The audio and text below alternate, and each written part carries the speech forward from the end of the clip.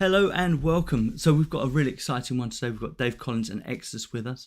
We're going to be talking primarily about the four consensus changes and kind of how they've gone on and how successful they've been. It should be a fairly nice show.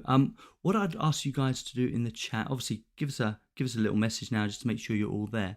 But we're going to try and work through this in order. So we're going to start by doing a little introduction of who's Dave Collins, obviously lead development, and what's he up to at the moment, and then we're going to work through each of the consensus changes. So if you have a specific question at that point, that'd be great. If you have a more general question, it'd be nice if you could leave that until the end, and then we'll try and fit in as many as we can. The aim today is to go for about 45 minutes to an hour. We don't want to wear Dave out too much, so try and make this as informative as possible. We'll try and keep on track as well. So, Dave, say hello. Hey everyone, glad to be here. Thanks for having me. Ah, fantastic. Exodus. Hey guys, thanks for joining us. Fantastic stuff. No, I'm really looking forward to this. As I was saying to you guys in the chat before this, it's an absolute pleasure to have Dave on, and is someone that I admire in the system, and someone that can kind of talk very frankly about it. And hopefully there'll be loads and loads and loads of information today. So let's just start then. We have a question from King Solomon Mind, who says, I would enjoy to hear about Dave and what he's been up to and what drove him to crypto in the first place. And how does he keep his intellectual fires burning to remain on top of his coding? Sure. Well, I'd say probably one of the main things that first drove me into cryptocurrencies is really having to deal with the fiat system outside of the local area. I think a lot of people have really only ever dealt with, stores or maybe working online within their own country. But as soon as you actually start trying to work with people outside of the country and you have to start sending money between countries, or if you have friends in other countries, it really is a hassle. And you start to have to answer all kinds of invasive questions. They won't even let you send it to certain countries if there's any kind of like a fraud alerts or these type of things going on. And so because I actually run other businesses, I frequently ran into these types of issues. And it's it's a real issue if you have to deal with that. And as far as Bitcoin, I kind of saw pretty quickly that it solved a lot of these issues, and it provided a great means to bypass everything that that I was suffering from, really, as far as those issues. And then upon digging into the technology a little bit, I kind of saw like this is actually a really great solution, to the base problem. And then, part of at the time I was working, or still at that time I still am, but is working for company Zero. It had a different name at the time, but same organization basically. And so, we kind of started getting into looking at the software at Bitcoin Core. At the time, it wasn't even Bitcoin Core, it was Bitcoin D, but it was really the only software for Bitcoin at the time that ran the network. And most of us are also either have worked on or have or still do OpenBSD, which is the open source operating system.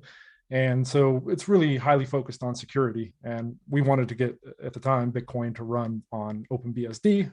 And once we started porting the code over, we realized that there was really quite a lot of issues within the implementation itself, and didn't lend itself well. It was originally even written for Windows. And so it had a lot of issues. And at that time, we kind of decided, it would probably be a good idea to go ahead and start working on another implementation so that we actually have diversity within the system. And that's kind of how everything got started as far as Bitcoin is concerned and getting involved into cryptocurrencies. Yeah, I must admit I was the same. I've run a couple of other online bits and pieces, and having to deal with PayPal on a day-to-day basis and kind of taking transactions that way is an absolute massive pain. And I also like the idea of doing this, of making sure that there's multiple implementations. So, I mean, in terms of what you've been up to in code, what's your main priority with what's happening in code? I saw that you were doing a lot of cleanup of, obviously because we've moved these consensus. How's that all faring? All right. Well, at the moment, mainly in fact, for a little while now, the main thing that I've been kind of focusing on is the core software for the network that runs everything, which is DCRD. Most of the things that people interact with are typically a little bit higher up the stack, whether that's Decrediton or maybe some of the mobile wallets, or even just dealing directly with exchanges. So, the level that I mainly deal at is below the level that most people directly interact with, but it powers everything, right? It's how everything works. And so it's really important for that to, if you want to be able to actually verify everything. I don't know how many of the people watching this have tried a lot of the other coins, for example, but most of them run into issues where you really can't verify the entire chain. It might take a week or two to do it, if you even can at all. I'll avoid naming certain things, but some of the most popular coins, you can't even do it anymore. You really can't verify the whole chain. You have to run like a lightweight version of it that isn't really verifying everything. And so in order to make sure that the network remains completely trustless and verifiable in that way, it's important for the base software to actually be able to run everything on commodity hardware. We don't want everybody to have to require 256 gigs of RAM and a terabyte of this, that, to be able to run everything. And so my main focus primarily up to this point has been on consensus changes and optimization of the software to make sure that it remains scalable, that it's both fast now and that it remains in the future. And so that's the primary focus. The other thing is really, when it comes into consensus, offering support and thinking ahead about, well, how can these changes be used from a use case perspective? Like, what do we need to be able to enable new use cases? Like, do we need new opcodes within the scripting system? What does the implementation look like, or integration efforts? Is it hard, or do we need to make this easier for people? So a lot of it is really at like I said, that base level, but aimed towards supporting the kind of next level up, which is where more people tend to interact with. Yeah, I mean, that's absolutely amazing. Out of interest, this is just coming as I'm hearing you speak. How many developers are currently working on similar things that you're doing? Where obviously people like myself and maybe Exodus, we're working at Decrediton level rather than the base level. How many people are working on these implementations? So I'm thinking here. So we have, I'd say it's around 5 to 6 people that tend to work on it. I would say 2 to 3 of us tend to do a little bit more than the others, but in total, there's like 6 of us that work on this level of things. That's amazing. That's amazing. Thanks, Dave, for all that information. That's absolutely great. And guys, if you want to chip in at any point on the chat, please feel free to. We're going to move on to the revert Treasury expenditure policy and just see what that's about, and just kind of look at how this is working towards decentralization.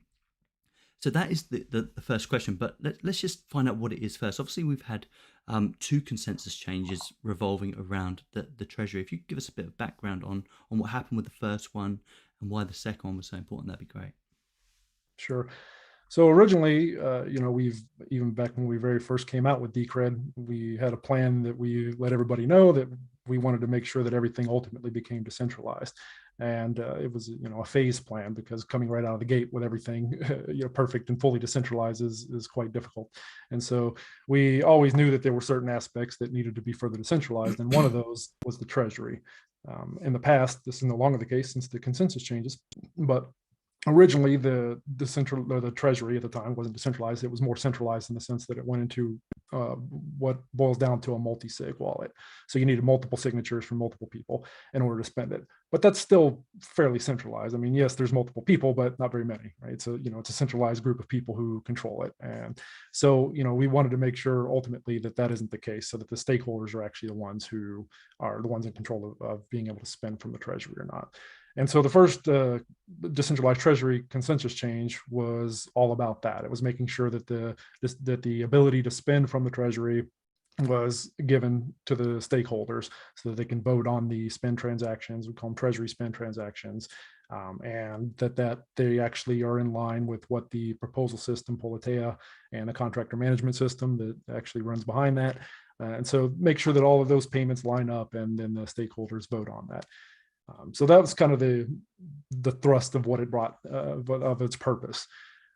As a part of that process, when we very first put out the initial proposal on Politeia. I guess I should back up a little bit and describe the process there for people who aren't familiar. Consensus changes are things that affect everyone in the ecosystem. So you have your full nodes, then further you have all of your wallets, you have your exchanges, you have your miners, you have your stakers. Basically everything ultimately is completely affected by any consensus change. So as a result, it's really important that that process of consensus changes is well defined, has good governance around it. There's not just one or two people that are deciding everything. It's actually that it goes to the stakeholders and they decide which changes happen and which ones don't. And so, but in order for that process to take place, you have to start somewhere. And so the way that we do this in Decred is that we start with the proposal system. And so you have somebody has an idea and they put out a proposal and says, this is the basic outline of what I propose is changed to the consensus rules. Here's the details of it, to the best of our ability without having actually written the code. This is the general outline.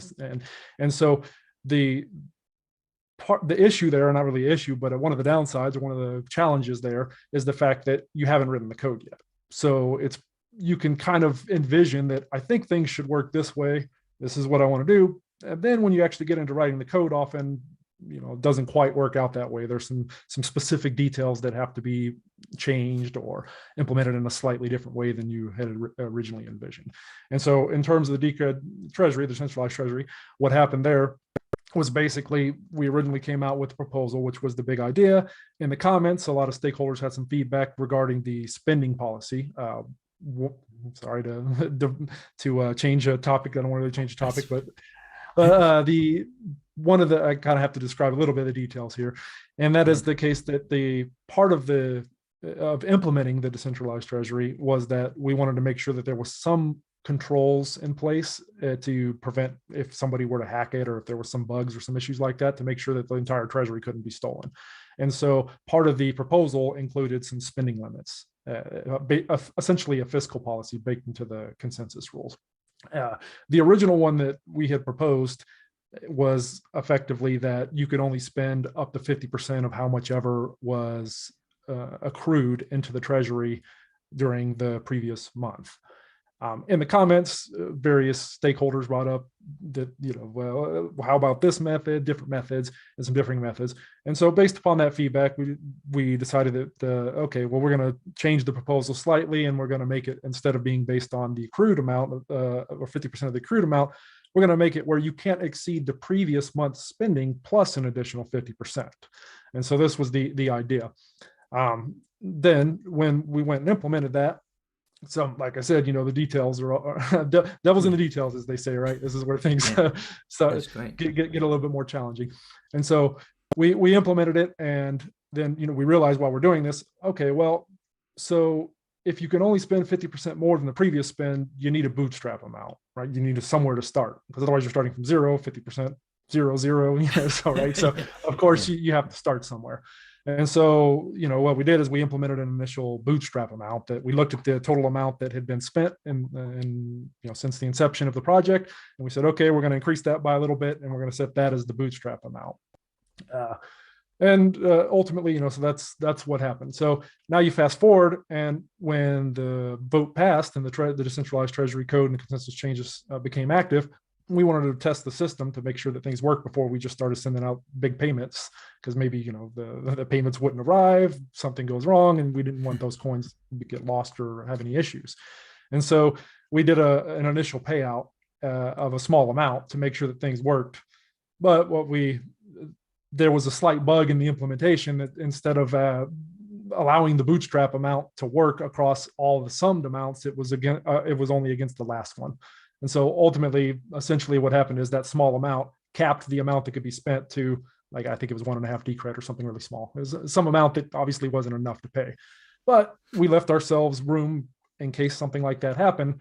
We made sure that we didn't transfer all of the funds out of the legacy existing decentralized, that's really centralized, but out of the existing legacy treasury into the decentralized treasury. And so it wasn't really a big issue in the grand scheme of things. We just continued making the payouts out of the legacy treasury. And then we created this new consensus change, which basically reverted the policy to the initial one that we proposed, rather than trying to do the other one that came out of the comments that led to issues. That's basically recap of it. It's something that I appreciated that was happening at the time, and I thought this was really quite clever, because you'd obviously left the main treasury, or the original treasury in its entirety, and kind of obviously then ported over the new funds. And I thought, that's quite clever. And in fact, if something does go wrong, you're not just going to kind of lock all the funds away or lose them or whatever. So I thought that was great. And then obviously recently we've seen all of the funds porting over, and we're due for the first T spend this time, isn't it? This month. So that should be really, really interesting. Sorry, Exus, I've taken up all the space. Did you want to say anything? No, it's okay. Go ahead. You're doing wonderful. Cheers. So, if you don't mind, I actually did want to touch on one other thing about this topic, though, is that I think that this kind of highlights one of the big things that we always bring up, is that how important it is, if somebody's going to make a proposal dealing with some type of consensus change or technical change, how important it is that you actually have a development team willing and ready to do the work. And the reason that we do that is precisely this type of thing, is that it's, relatively speaking, it's quite easy to create a proposal on Politeia that just says like, hey, well, we should create this proposal. You know what we should do? We should make it so that Decred can be spent on Saturn with 0 delay. Well, I mean, that would be nice, but like, how do you actually do it, right? So you actually have to have developers that have, the capability and the wherewithal to figure out all of those details, because just making a proposal that's a general idea that doesn't have the details without somebody to actually get into the nitty gritty of doing it really isn't very helpful in the grand scheme of things.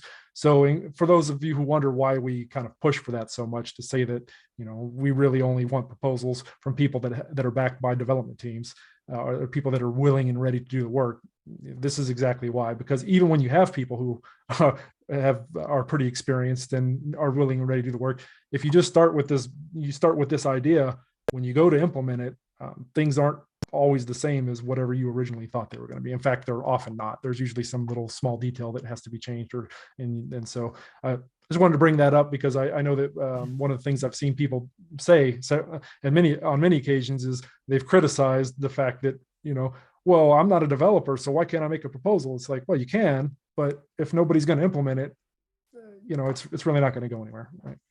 Yeah.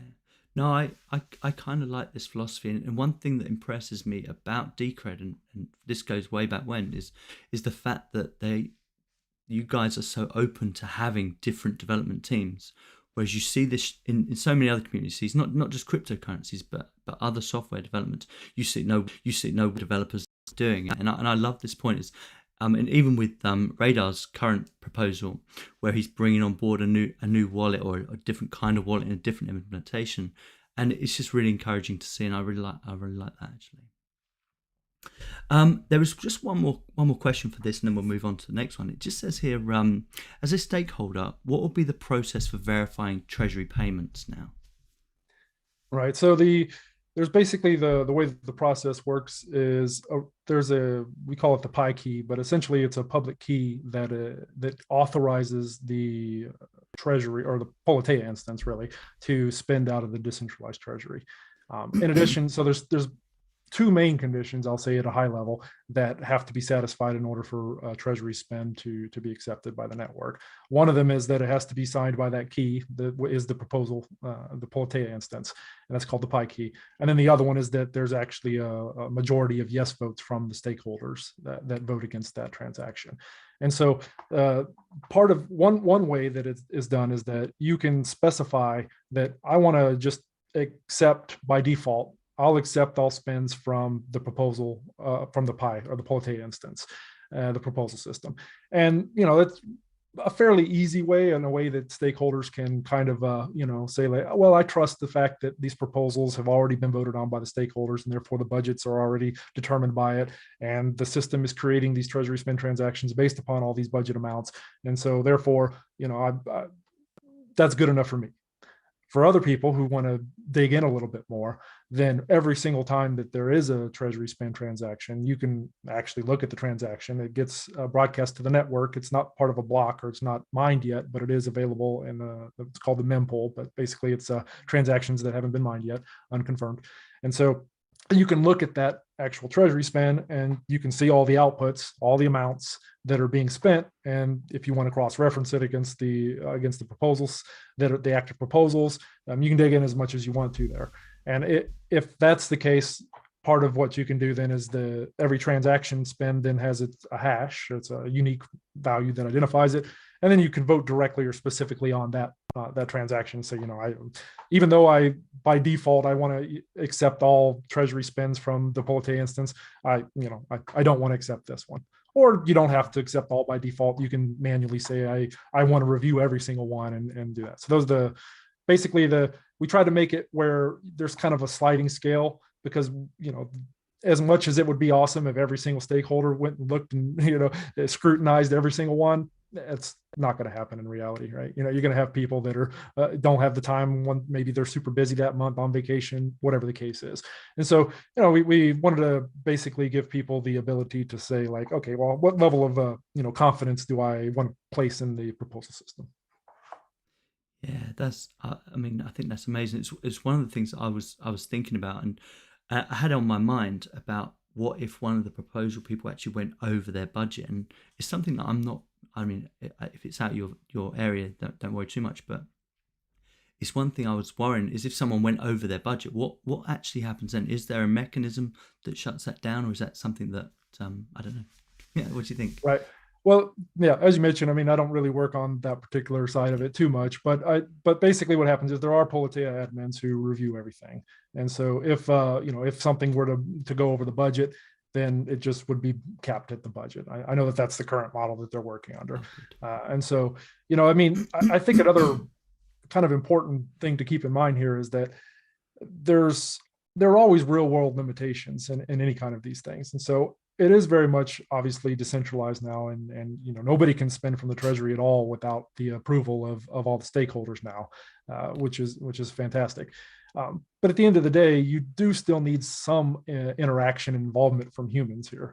The system has, for the type of reasons that you mentioned. So sure, obviously the system has budgets associated with proposals, and it's going to automatically generate the spending transaction based upon the amounts that were billed by the contractors, and take these types of limits and the budgets into consideration.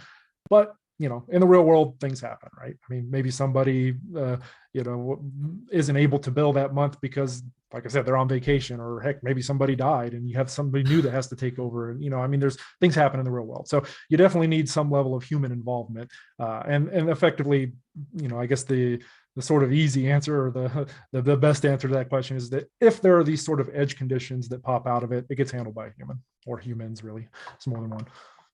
Yeah, no, it was something that I was unclear about. I saw it on the actual proposals, that the limits. I thought that might be the case, but that's absolutely. From what I understand, the proposal owners are the ones who actually go in and check to make sure it doesn't go over, right? So yeah, so you do have that human element of, yes, proposal owners, when they make that proposal and it gets approved, they take responsibility for that proposal. So yeah. Right, and then there's also checks after the fact. Like I said, before the Treasury spend transactions go out, the admins actually look at it, and to kind of just double check and make sure that any of the proposal owners aren't necessarily trying to game the system or anything of that sort. Hopefully nobody would do that, but let's be real, it happens sometimes. Yeah, it makes sense to check. No, I think ultimately, it's not about trust, is it? It's about making sure that it's procedure, I suppose. But trust but verify. Stuff. Yeah, exactly, and. No, that's absolutely brilliant. Now we're on to your area, and I've had many conversations with Dave about hard forks and soft forks. This area really fascinates me, actually. So explicit version upgrade is the topic here. This is the big one as far as I'm concerned, where Decred has effectively become a hard fork only system, and to my knowledge, probably the only one doing it in a kind of a procedural way, I suppose, where everything's taken care of. But would you mind just going into that and just having a little discussion with that? Sure. So the primary thrust of this consensus change is that I know you've personally made videos on this topic, but Effectively in the end, it comes down to the difference between soft forks and hard forks. And this is a fairly misunderstood topic, I would say, because I mean, I can even right now, I can go do a search, and one of the first things that comes up, probably the first 5 links that comes up, give information on them that's completely wrong. And that is that it talks about the fact, it says that, well, soft forks are backwards compatible while hard forks aren't. That's just not true, and it can't be true. And the easiest way, I think, I'll repeat it here, but you put it in your video as well. The reason that it can't possibly be true is because if you think about it, I can spend coins that were airdropped right now, right? So those coins were created in an older version of the software, but I can still spend them now. So how could I possibly do that if it weren't backwards compatible? You couldn't, right? So it must be backwards compatible. What the real distinction between soft forks and hard forks are is whether or not they're forwards compatible. And what that really means is that if you have an older version of the software, can it still understand and work with things that were created with a newer version of the software? And so on the surface, this probably sounds like, oh, well, why not? If you can do it, it sounds like a decent idea, but it's really not. And it has a whole lot of issues with it that relate to security and even the ability for integration and things to work. And so, and I'll go into a little bit of the technical details here, but I'll try to also keep it a high level enough to understand, is that what this particular one focuses on is transaction versions and script versions. Every time you send a transaction on the network, realistically, what that transaction is, part of the transaction is there's a script that's being run, and that script imposes constraints. And so it has to execute, but there's a version associated with that script. Right now it's version 0. Now, so what happens is that if you're going to add new capabilities to the scripting system that are not compatible with the old or with the existing system, you can bump the version number. And so what all soft forking systems do, all systems that are based on soft fork, and Decred did this as well before this most recent consensus change, is that if it sees a newer version that it doesn't understand, and of course this would be older software now that I'm talking about, so this would be, I'm still running software from 5 years ago. So it doesn't know anything about those new version 1 scripts. So what does it do? Well, if you want to support soft forks, remember the idea of this forwards compatibility means that you have to be able to accept and say, oh, everything's great, to things that you don't understand because they didn't exist at the time that you were created, that this old version of software was created. Those version 1 scripts didn't exist. And so because of that, what do? Well, they just say like, yep, it's great, I accept it. They don't run it, they don't execute it, they don't validate it, and they can't because they don't understand it. And so what ultimately happens then is people who are running older versions of the software then can get these transactions with newer versions and script versions that are new that they really don't understand, and they just rubber stamp it and say, yep, it's great. So people think when they're running this, their full node, yeah, I'm fully verifying everything. This is, it's great. It's fully trustless. No, it's not. Because now what you've done is you've transferred the trust over to the people who are running the new nodes, and you hope that you are connected to at least one or more of those nodes that understand the rules so that they can prevent bad behavior. So if I'm a bad actor and I want to try to scam you, well, I can try to partition your node, meaning I can try and make it so that your full node is only connected to other nodes who don't really understand the rules, because the older versions, we'll call it that, and say I try to make sure that I connect you with a whole bunch of older nodes who also don't understand it. And because of that, then I send you a transaction and you think that, oh, well, hey, great, this transaction looks good, I received the money. And let's say, for example, you're running a physical store. So somebody's buying shoes from you. They get the transaction. Hey, it's great. It looks good. Everything validated. And then they give them the shoes. And then when they connect up, finally, when they get to another node out there that's new, that understands it, the rules, oh, wait, this is an invalid transaction. And now, you just got scammed. That's just one way. There's a bunch of attacks that you can do like this.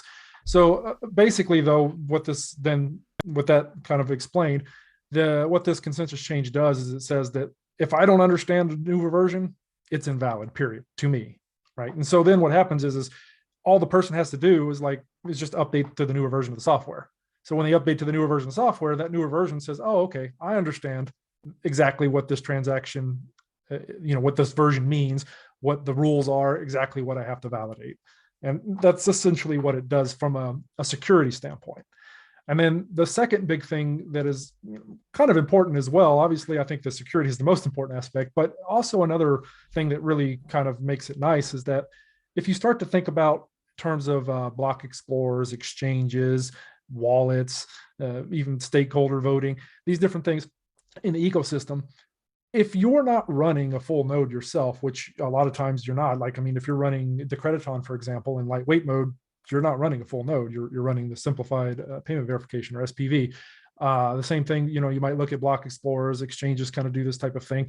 And so if you don't have the ability to actually go and look at the results of a vote, I think I skipped one little thing here for those who don't know.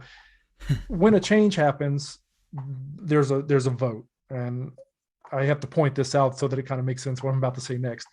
Whenever this vote happens, though, it's obviously based upon the results of you know, whether or not it passed, how many people voted yes on it, for example. And depending on the system, if you talk about other coins outside of Decred, you can go to other coins. There's always some type of system in place that effectively has a point where, you know, before this point, these were the rules. After this point, these are the rules, you know. And so there's a point. Now, how do you determine what that point is?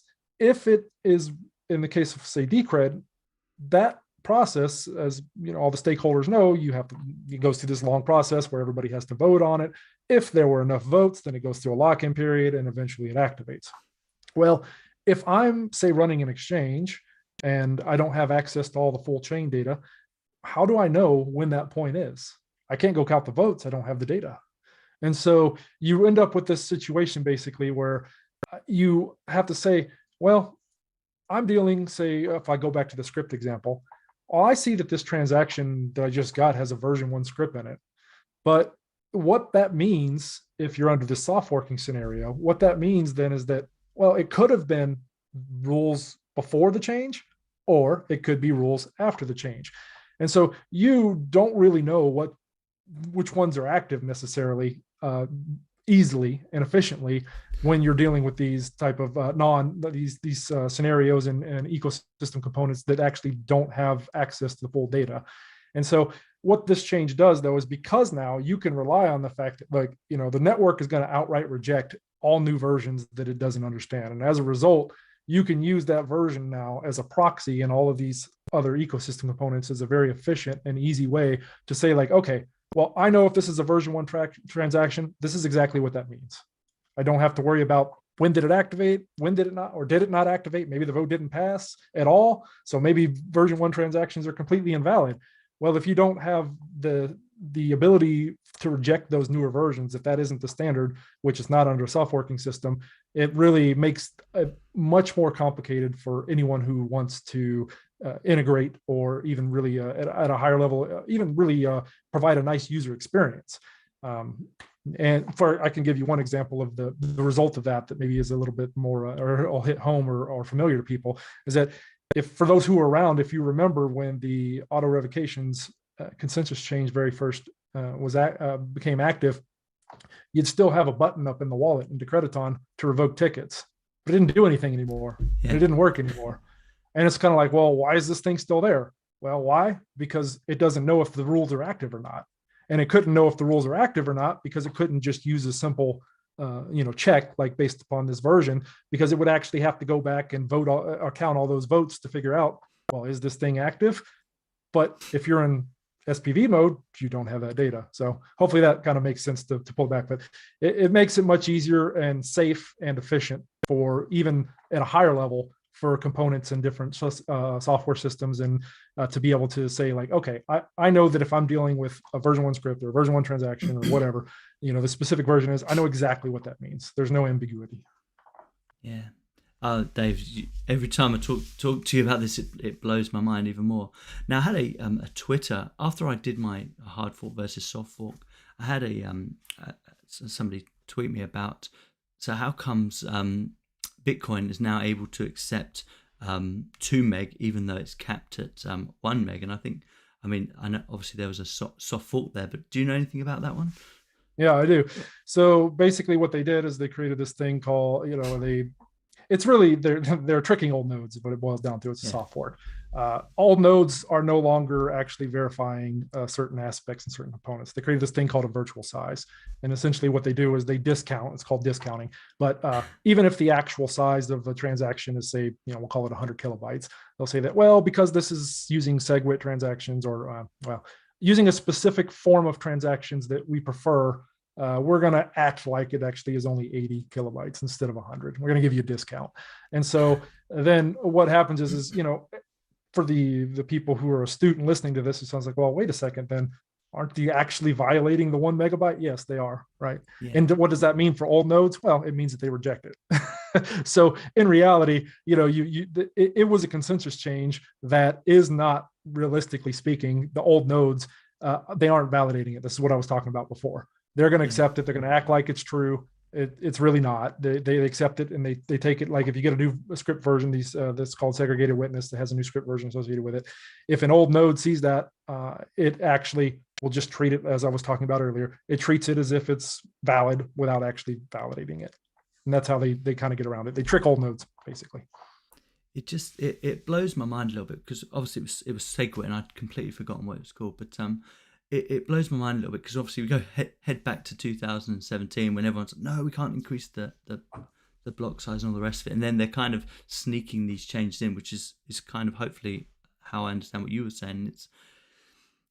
So it's a bit of a weird one. And certainly I don't like the idea of people that should be validating to not actually know that they're not validating. And you see this a lot. And I've seen it over the course where people will just continuously run the old software, just believing it's true, just out of laziness more than anything, rather than do the upgrade. Whereas with Decred, that then becomes completely defunct, and you have to be running the new software. And the way that I see that is that so beneficial to make sure that whoever's participating, you've got 100% participation in the new rules, and those have all been cleared officially by the coin holders and anyone that is participating. I just think that's such an amazing achievement, and it still surprises me that no one's picking up on this. And I mean, it just brings me on to my next question. Do you know of any other blockchains that are anywhere close to this? Because I've looked and I can't see any.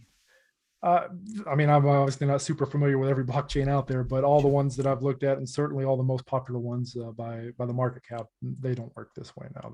They all pretty much either use a soft fork model, or they really just use the what I call like the dictator model, where basically some public figurehead just says this will be, and that's it, right? And they make the change, and then that's it.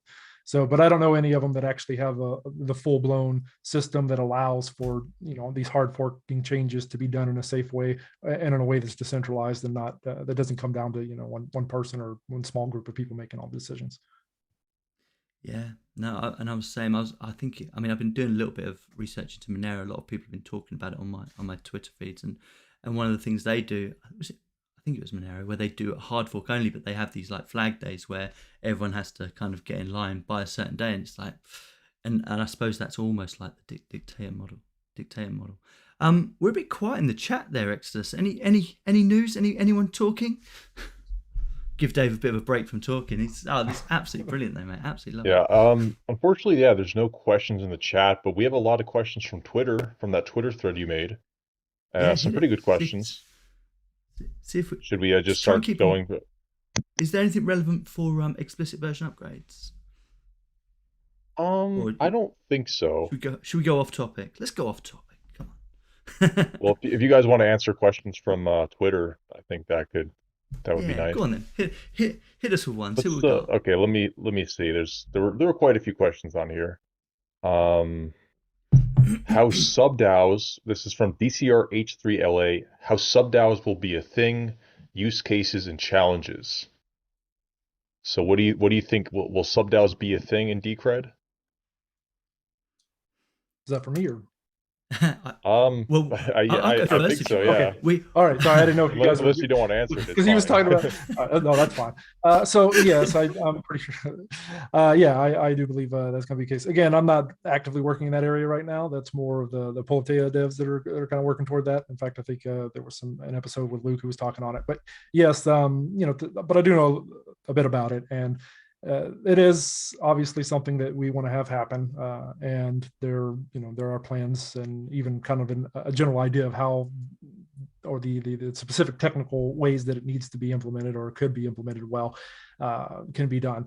If we want to talk about the actual challenges of doing that, this kind of comes into this is another one of those cases where you kind of have to do a little bit of a give and take, because ultimately the main model, I think that if you look at, I'll just mention one of the big coins is Ethereum. The way that it kind of works is that effectively everybody that wants to create some application, whether it would be like a sub-DAO in the case of that, they don't really have that exactly, but essentially all of that data goes on the chain over there, and that makes it goes back to what I was saying earlier. It makes it extremely difficult or even really impossible for you to be able to verify that everything is actually valid. And if you want to bring up a new node, you essentially have to use like a snapshotting model or something that says, I'm going to just assume everything is valid up to this point and call it good. So if you want to be able to verify everything, you really can't put everything on chain. And that really kind of is the major challenge when you talk about any kind of sub-DAOs or really sub-chains or anything along that type of scenario where you're adding these types of use cases and different models on top of it.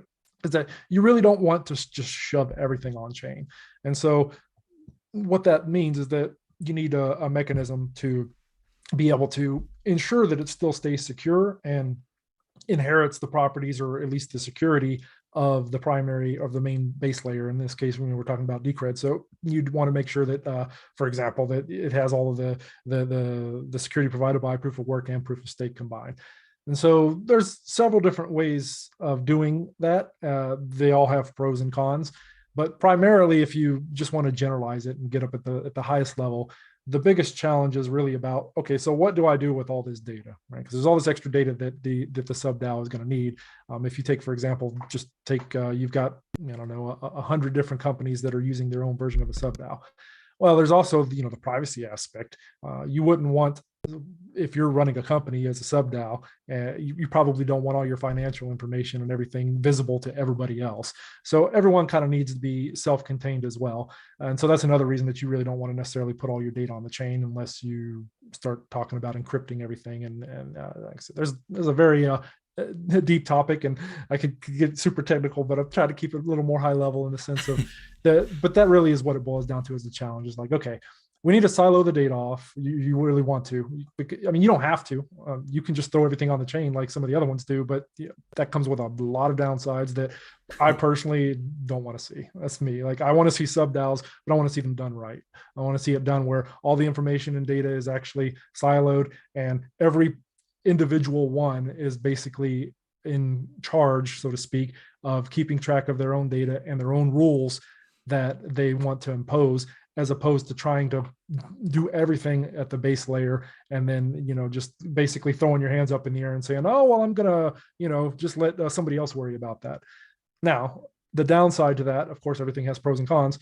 The downside is that a lot of people actually want to be able to do that. They want to just be able to throw their hands up and say, oh, I just created this new great application. Look at it.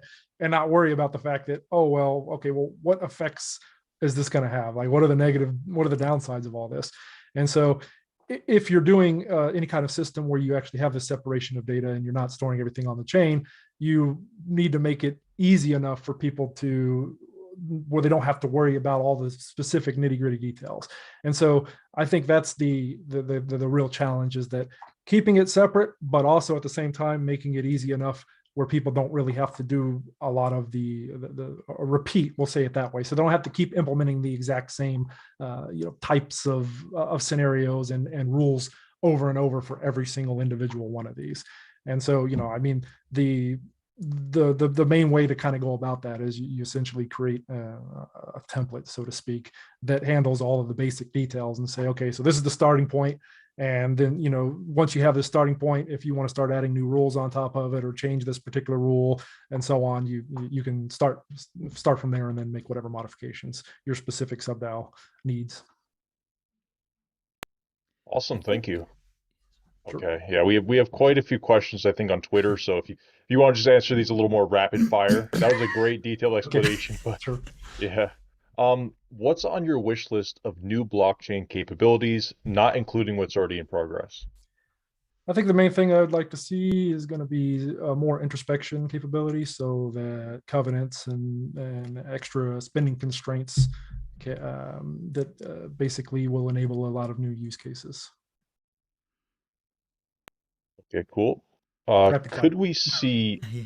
instant coin join over Lightning Network in the future? And what about atomic swap DEX orders over the Lightning Network?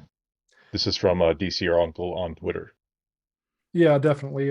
That's I think there's even work going on towards those things. So yes. Let's see what else. I think we have a question on from YouTube live chat. He's Little Sensi Most asks if Decred had an SEO score that instead ranked ease of running, OS compatibility, speed to sync, speed to scan, hardware requirements, 30-day bandwidth, etc. Do you think it would rank in the top 3? I think it would probably be number one. I Okay. say that without any kind of, not just any bias. I mean, when you actually take all those factors into consideration, and I have tested essentially every coin in the top 40 at some point, and the Decred software, specifically DCRD, when it comes to syncing, it beats them all, particularly when doing a full sync, handily. Yeah, I know that DCRD repo is one hell of a beast. That is a lot of impressive work going on there. I believe there's another question on Twitter asking basically what you answered earlier. What do you do in Decred? And as you said, you work on optimizations, DCRD, a lot of the back end stuff. One more question on YouTube. Any public news on the new feature JYP has been hinting at? Was he just alluding to the current consensus changes? So JYP on Twitter has alluded to a new feature coming. I don't believe it's consensus changes, but do you know anything about that? If you'd like to speak about that. I'm not at liberty to talk about it too much, but I can say it's not a consensus change or not consensus changes, and it's certainly it's still coming. Yes. Okay, cool. Sorry. I Nice. know you guys like to know more, but Yeah, you're just giving us a nugget. We're just going to keep fishing on that now. Okay, let's see. Okay, this If is you from want- Ergeed Maith. Oh, sorry, go ahead. I was no, it's Karen. I was just gonna do my little bit while you finding them. That's all. Go on, you can. What one project would Dave like to see most developed into Decred that's not already on the cards? as far as projects, I think I would like to see more things that are built on top of Lightning Network, for example, or doesn't necessarily have to be Lightning, but more layer 2 solutions in general. One of the things that I think that that I personally have been looking at even a little bit more recently is the fact that we constantly see people claim that, for example, the Decred doesn't support smart contracts, which isn't true. It does. And but the kind of the thing that we don't necessarily have is an easy way for people to make use of the features that are available, kind of like a platform type thing. So as far as projects are concerned, something like RGB, for example, which you can look it up if you want to, but essentially it's the ability to do more smart contracts, or more Ethereum style smart contracts, we'll put it that way. However, it's done in a way that isn't directly on chain, and it kind of goes back to what I was talking about before about how it keeps the data separate and off chain and allows everybody individual. So I think that would be the big one, RGB. Okay. Next question is from Thor Chad, and he says, will there be ticket splitting? I believe our community has answered this many times over, but if you want to go ahead. Yeah, I'm sure it's going to happen at some point. There's actually an entire document, GitHub document there, a README effectively that talks about the details of it. So, I mean, it's definitely going to happen at some point. I think everybody wants it. It's a matter of priority, really. And at the moment, and this is just for me personally. Like, I know this is an anecdotal story, but I'll put it out there because I was just talking about this. Is that everybody who I've talked to, so to speak, in real life, but in person, everybody that I've talked to, I've actually asked this question before about, it's like, so you need about this many Decred at the moment, or this much in terms of US dollars. You need about this much to get a ticket. Would you be more interested in getting involved or investing if if that amount was lower? Nobody has ever said yes. Not once. It's always, the only thing that they've ever really said is like, well, okay, well, how much do I stand to make? Right. So it's so it, and the reason that I bring that up is just that that isn't to say that I don't want to take a splitting. I very much do. And pretty much if you talk to anybody involved in the project, we all do. But it's very challenging to do it properly because there's a lot of attack vectors that it brings up. And to do it properly is a pretty major engineering and development effort. And to spend a whole bunch of time of our time to work on that at the current time, in my opinion, I think that there's a lot more important things to work on, or things that are going to get more bang for the buck, so to speak. But if there's somebody out there watching this who is willing to take it on and go do it, I mean, I'm 100% positive that the vote would pass. Like you could get funded to do it, because I don't think anyone that I've talked to is like, no, I don't want ticket splitting. It's always it's about the okay, what are the trade-offs? What are we going to not be working on in order to work on that? Okay, yeah. Let's see. Next question is from Bison Boater. He asks, I would enjoy hearing more about his past. What drove you to crypto? How do you keep your intellectual fires burning and remain a top coder in the space? And does it hurt being so smart? we did that on the first one, but yeah. I think I did that on the first one. Yeah. I didn't really touch on the intellectual fires part. But the main thing I do there is, really, I love this stuff. I see that there are so many benefits to it, and a lot of the sad thing to me, one of the things that I personally actually makes me quite sad, is that almost all of the features that really are great for cryptocurrencies, or what they bring to the table, almost none of them are actually being used all that much in practice. Most of the time, people still just keep their coins on centralized exchanges, and they treat it like, to gamble with, right? Like, I mean, there's obviously more and more use cases coming out, but the amount of things that cryptocurrencies actually enable and bring to the table are so much more than that. They don't really get taken advantage of too much. So part of the thing that I do to basically stay on top of it and keep the intellectual fires burning, so to speak, is I read a lot of academic research, academic papers that are kind of like where things could go or might be going. A lot of new structures and things that could solve some of the challenges in terms of basically user experience, as well as scalability and things like that. So essentially staying on top of the latest research and even conducting my own research and thinking about ways that things can be improved. That's the main way that I go about that. Okay, excellent. Next one is from Caramble. He says, do you have any wishes for community initiatives? Well, yeah, so that's a good question. This is something that actually I wish would happen more. I think one of the kind of misconceptions that I see a lot is that perhaps, and maybe it's not the case, but I see the comment made often enough that maybe it's a misconception, is that I think people have the idea that only those of us who are already actively involved can do things, and that is not at all the case, right? You don't need our permission or anybody's permission to go and build, if you want to do things, whether it's development or not. I mean, if you want to start meetups, for example, go ahead, right? Do it, right? Please go right ahead. These community initiatives. So yeah, I definitely would like to see a lot more community initiatives, and doesn't necessarily have to be from a development standpoint at all, but just in general, trying different things, getting involved. Part of the other challenge of that is that you don't necessarily have to put a proposal up, for example, unless you're looking to get paid from the Treasury. And I think that's another misconception, is that, I think actually one of the questions I've seen and maybe asked later is that, how do we, for example, this feature that's coming up, like, well, how are we developing that without the stakeholders voting on it? Well, I'll tell you why, because we're not charging. We're doing it for free. That's why, because we didn't ask for anything from the Treasury. We're self-funding it. So if you're not asking for anything from the Treasury, you don't need to ask the stakeholders permission to do anything, right? The voting, and I guess this is kind of the important point of this, is that the voting in Decred, or the proposal system, really only covers two broad aspects.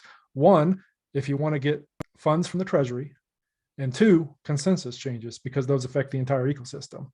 aside from that, you want to build a use case on top of it. You think that, for example, you'd love to see NFTs on Decred. Okay, add them, right? You don't need consensus changes for them. And if you're, if you want to get paid or try to get the treasury to pay for it, well, now you need to make a proposal. But it isn't necessarily the case that you absolutely need the stakeholders' permission at all to do things. So yeah, so I definitely like to see more community, programs and efforts. Okay, right. We have a few questions kind of regarding the 1080-10 split. I guess the first question is, how are we doing with security? And the second would be, do you think TS is going to run out of DCR, or have they run out of DCR already, do you think? So far as security, everything is perfectly fine. I mean, it's still actually, much more secure than the pure proof of work chain would be, even at the higher level of hash power. The actual amount of hash power that we lost is pretty close to being right in line with what I would have expected at first. Is obviously it's also going to depend on the price. If the price goes back up more, then the hash power is going to raise as well.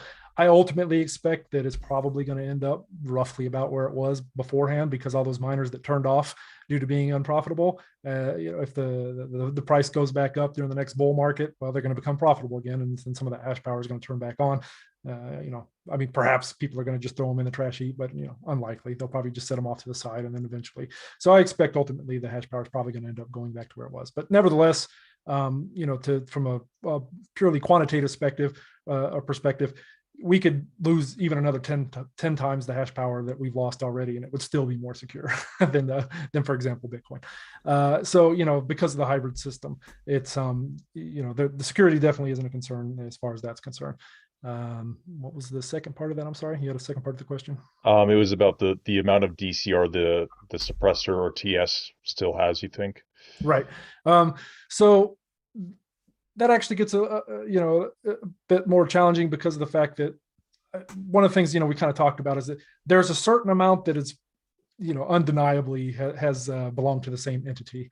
After that, then the point that we're at right now, it's kind of more like a heuristic. So I can guess, based upon some heuristics, but I really don't like to do that too publicly because of the fact that it's just that, it's a heuristic. And at this point, so the information that we have verified and have, and that I've stated on several occasions publicly is undeniably the case. The amount that they have left, I mean, it's definitely, I would say that they still have some left. It doesn't appear to be all that many. But like I said, realize, with the caveat that is very much a heuristic based upon, some assumptions that had to be made because of, things like mixing and things like that, that type of thing. So it's not possible to 100% tell now exactly. But another data point, I guess I could bring up that kind of points to what I was saying or supports it to a certain degree. If you look at the amount of coins that are going through the decentralized exchange and moving into stake, since the change, I mean, it's almost gone down proportionally exactly to the reduction. So, it's fairly likely at this point that it's I would say mostly, that they're getting pretty low. However, again, the exact amount, or if that's actually the case, I will say it's an educated guess, but it's one that is a guess nonetheless. Okay. All right, we have a new question on YouTube. This is again from Little Sensi Most. The contractor rate keeps many US folks at bay and seems to rely on passion as an incentive. Is the only way I can get my six-figure salary by grinding a year as a contractor, then delivering a pie proposal as a lump sum? I'm not sure if I read that correctly or was read wrong, but basically, yeah. I guess I could partially answer this. When you submit a proposal on Politeia, you request how much money you're going to get, so no one else is determining how much money you're getting paid. So if technically, if you want to get paid six figures, you can just request that in your proposal. So yeah. Right. Well, so I guess what I would point out here, that's exactly right what Exodus just said. But the other thing to keep in mind is that what you're kind of talking about is there's kind of two different things. You have like sort of the more, like you mentioned, the lump sum type scenario where you have a proposal, and then you also have the sort of more core maintenance and coming on board to work on existing proposals. So when you want to work in certain areas that already have existing budgets established and existing proposals, the rates are going to effectively be whatever that proposal set them at to begin with. And so so you could use a new proposal. The other thing I would say, and this just this is me personally, but there is a big difference depending on what it is that you're working on and what you're doing. I mean, at the risk of sounding bad here, if you're working on like super hardcore cutting edge technology that there might be 20 people in the world who actually understand it, you can request a higher amount, obviously. If you're doing maintenance type stuff that is essentially fixing comments, that's valuable, but expecting to get paid 6 and 7 figures to do that, no. I mean, I would never support that personally, right? So what I'm getting at here is that if you have a really great idea and you have a certain proposal like Exodus mentioned, by all means, you can put in the proposal and request to be paid how much ever you want to be paid.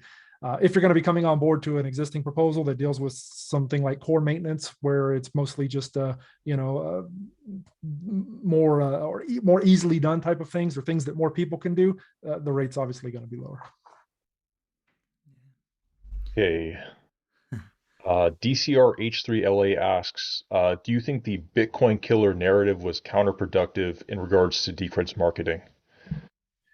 Well, so this is one of those fun things that I mean, Decred marketing, I don't know that, or at least I can say that I personally never signed on to that type of narrative. So part of the thing about Decred being decentralized is there have been various narratives and there have been various teams and various people out there trying out different narratives and different approaches.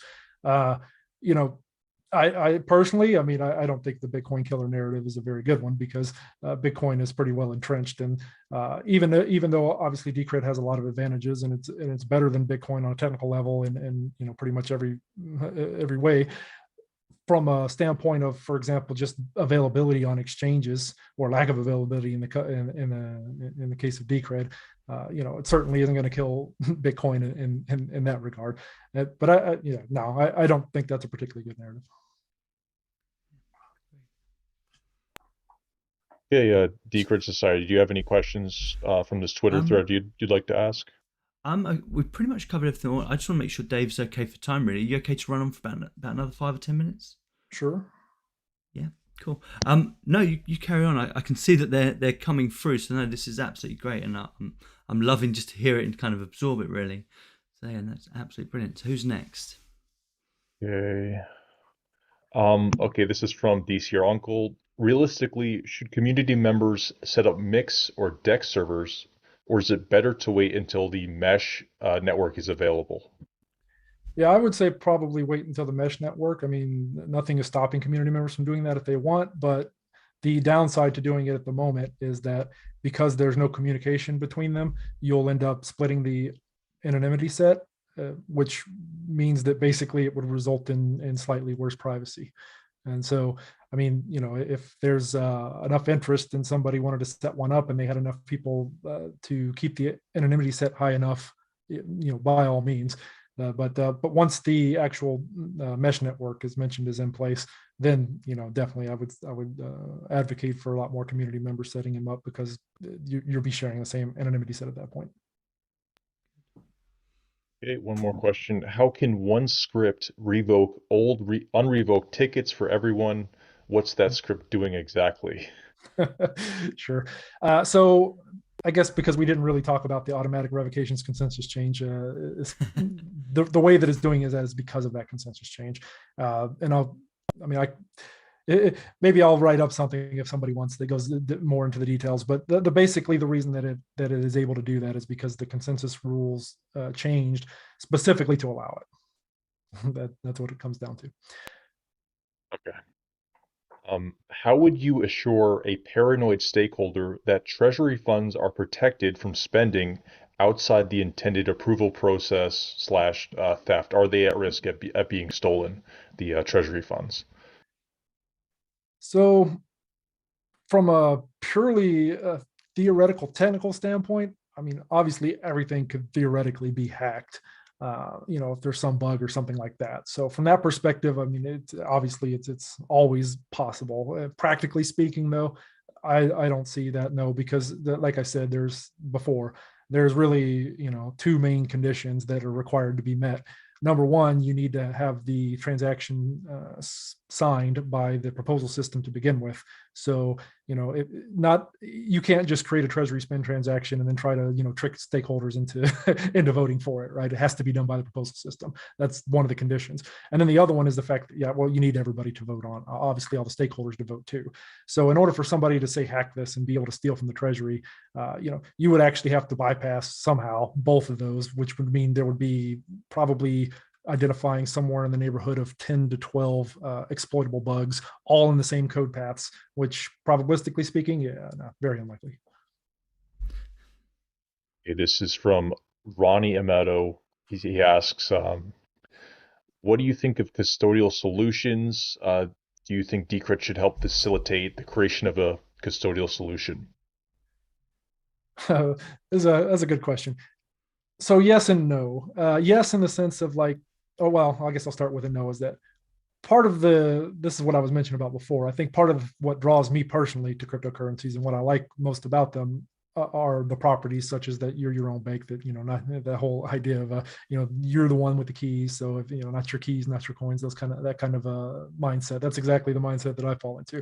So from that perspective, I certainly say, like, I would much rather that people learn how to, for example, use a decentralized exchange and never lose custody of their coins over using a centralized exchange. However, I will say that yes, in the standpoint of, as much as that means a lot to me, I also recognize that, it really doesn't matter to a lot of people as well. People are different. They have different ideas, different requirements, and different levels of security and privacy that they're willing to give up or that they require. So from that perspective, I think that, having some type of input into a custodial solution that is done as decentralized as possible, still custodial, but not in a really bad way that just allows the centralized custodian to just run off and steal everything. I mean, there are all kinds of ways that you can do a custodial solution that limits the potential downside or the amount of damage that can be done. And so I do think that it would probably be beneficial to, actually kind of guide the development of some custodial solutions, because there are people who do want those. And rather than leaving them at the mercy of somebody potentially, or, just just some random other project that may or may not care, I think that, actually something that has a little bit more, trust put into it, in the sense of like, well, yes, it's custodial, but here are the limitations. I think that would make sense. Yeah. Okay. Socket 8333 asks, if you had infinite resources and a team to fulfill any vision, what would you want to build on Decred? Probably a lot more type of games or things in the games. Games are incredibly popular. They're something that a lot of people enjoy doing, and so I think that that would be a really nice thing to have, where you're using Decred, probably over the Lightning Network or some kind of layer 2, and actually integrated into gaming. Okay, that's interesting. I wasn't expecting that answer. Let's see. How does Decred prevent governance attacks? If plausible in the future, if Decred scales in usage, coins will largely be custodied, held by third parties. People may get better yields elsewhere, like Thorchain, and also someone could. This guy's got a typo, but could someone develop staking derivatives? Sorry, there's a lot of questions all over the place here. Right. But I guess we can simplify this as, how does Decred prevent governance attacks? If in the future it scales and say you have custodial solutions where you have these big players holding Decred. Sure. I mean, I guess if you really want to kind of distill it down, the real question is it's about the security model, and in terms of that, and like anything, you could certainly dream up scenarios under which that type of attack would be possible. It's effectively, think of the 51% attack on proof of work. It's kind of the same principle here. It's like if somebody has enough of the stake or enough of the tickets, then certainly they could, perhaps conduct some certain types of attacks.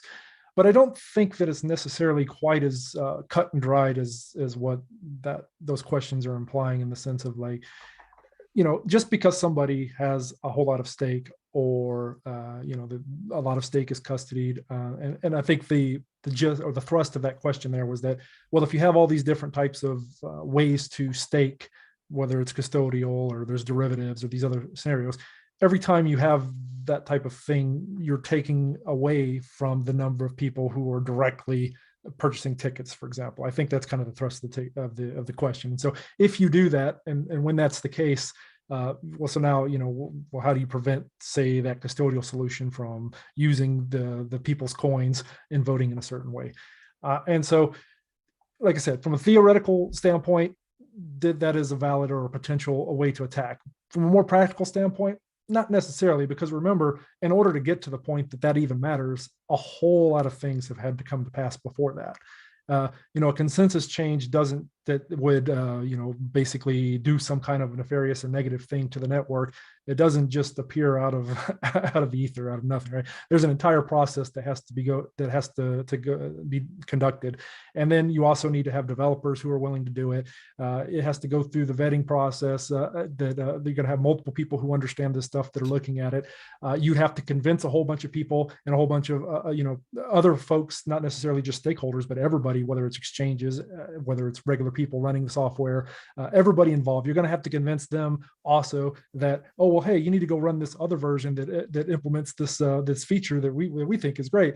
And so then on top of that, then it actually has to go through the voting process, and you have to people have to upgrade the software. See what I mean? The thing is without getting more into the process, the thing is there's an entire series of steps that all lead up to the point that if you got there, and then theoretically after all of that, you had too many people with, say, custodial stake, and then that custodial staking wasn't voting according to the wishes of the people who had custodied their coins there, then that could happen.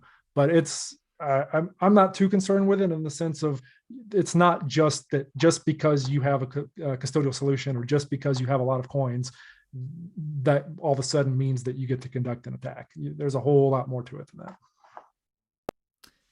Okay, we're going to narrow this down to the final two questions. One question simply is peer-to-peer mixing, is it coming? Yes. I believe it is, but yes. Okay. Do you know approximately, what time frame, if you could estimate? I'm not 100% sure, but I do know that a lot of progress has been made on it, and from a certain aspect, it's already working. There are corner cases and everything that need to be handled. So can't say exactly, but it's sooner rather than later. We'll put it that way. Okay, and final question is, when marketing, or I guess what would you like to see from marketing, for Decred to really kind of propel it?